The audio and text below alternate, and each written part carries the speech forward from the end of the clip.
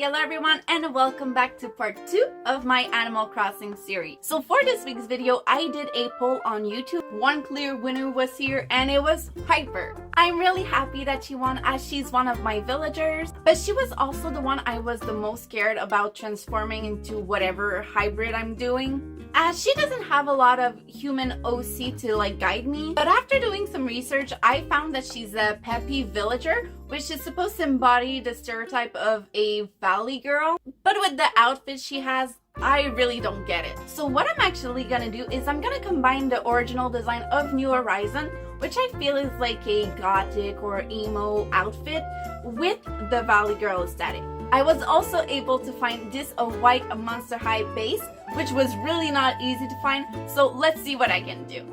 So this doll is really not the fanciest on earth, but you don't always need to have the fanciest one to do what you want. In the end, she's gonna be super pretty, so who cares if she can move or not. So I choose this doll for one reason, and yeah, she's white, so it does help a little bit, but the fact is she doesn't have a lot of hair. And that's just perfect for me because I don't want to do a reroute for her. And I don't want to have to cover the hole if I can too. But I still need to remove what little hair she has, so let me just do that for a second. And 2 minutes later, we are done and we can already heat her up again and place her back on her body.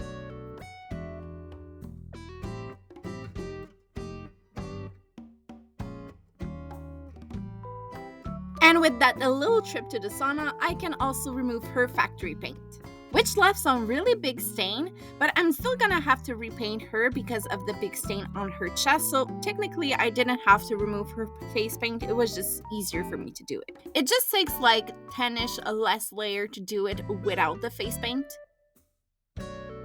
So after a couple of coats, we can now start her hair. I bought this yarn in my small village and I was super happy because I didn't have to drive like a 2-hour round trip to go to Michael's. And I just start cutting pieces as small as they can be. Then I just have to make a super big pile until I think it's enough, and then cut it again. And again, and again, and again, and again. But not too much. But again, do it again.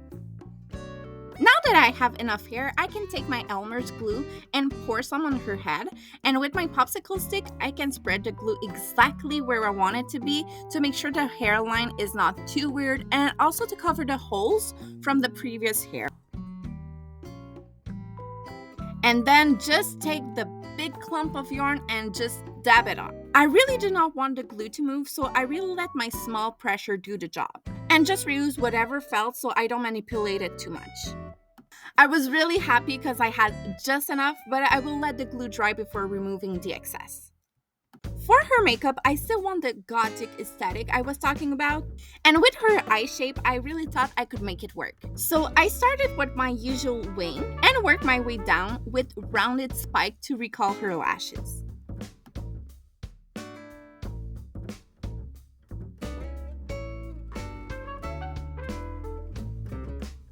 We cannot also forget her big iris. As for the other eye, I'll work on it off camera to make sure it's symmetrical. Also, which gothic doesn't have black lips? I think it's a must, so let me just put that on her too.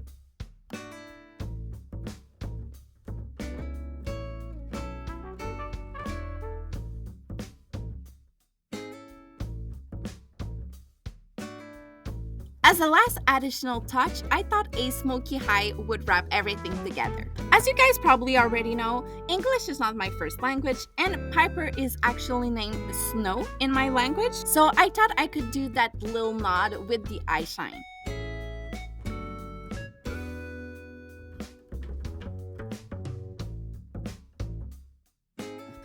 The next thing on my design is this running shoe. Pipper wants to be an actress, so I want this fancy outfit, but I still think that a valley girl has those running shoes, so I really want them. I also put them in black and purple because I think that's the color that does gothic the best. After I coated everything, I added these bows to act as shoelace and glossed everything. Now, for the fabric, I had all of these choices for black. Those two were the one that inspired me the most, but the one on the left is the one I ultimately chose. With that fabric, I thought a cute little skirt would recall the Valley Girl aesthetic, though I think I should have made it just a little bit longer. You will see why when I do the top.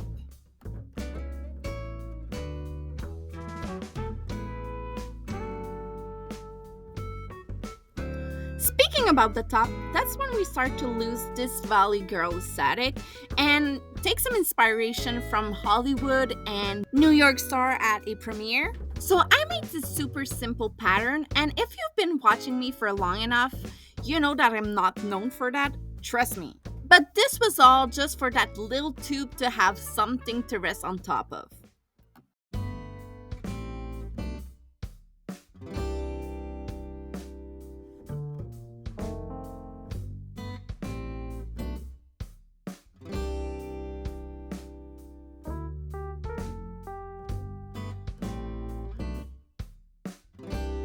When that is done, I can put her skirt back on and add the details like this little scrunch and this little bow. With that, we are done and we can build a new Lego set for her. Pipper was the first villager I have found on an island, so I made this island Lego, which I think is super fitting since I don't think that with this outfit she will survive on her own with all the bugs around. She needs to be rescued from that island.